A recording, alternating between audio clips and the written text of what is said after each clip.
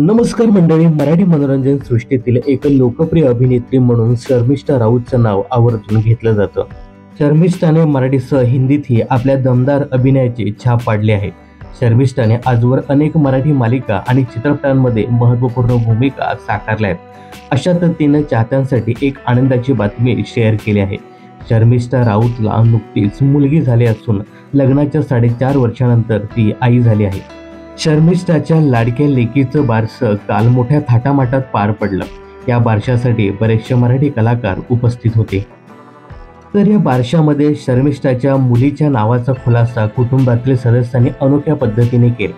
कुटुंबातील प्रत्येक सदस्य नावाचं इंग्रजी अक्षर आणून एका बोर्डावर लावताना दिसले. त्यानंतर शर्मिष्ठाच्या मुलीचं नाव सगळ्यांसमोर आलं. रुंजी असं गोड नाव शर्मिष्ठा आणि तेजसच्या मुलीचं ठेवण्यात आलं. यावेळी अभिनेत्रीने रुंजीच्या नावामागचा अर्थ स्पष्ट केला. शर्मिष्ठा म्हणाली की रुंजी नाव आहे म्हणजेच अकस्मात सुंदर. दुसरा अर्थ असाही होतो की मनात रुंजी घालणं म्हणजेच मनात सतत घोळत राहणं.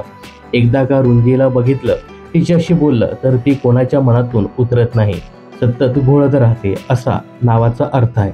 दरम्यान शर्मिष्ठाच्या कामाबद्दल सांगायचं झालं तर नुकतीच ती अबोली या मालिकेत झळकली होती. यासोबतच नवरी मिळे हिटलरला आणि तुला शिकवीन चांगलाच धडा या लोकप्रिय मालिकेची निर्मिती सुद्धा शर्मिष्ठा राऊतच करताना दिसते.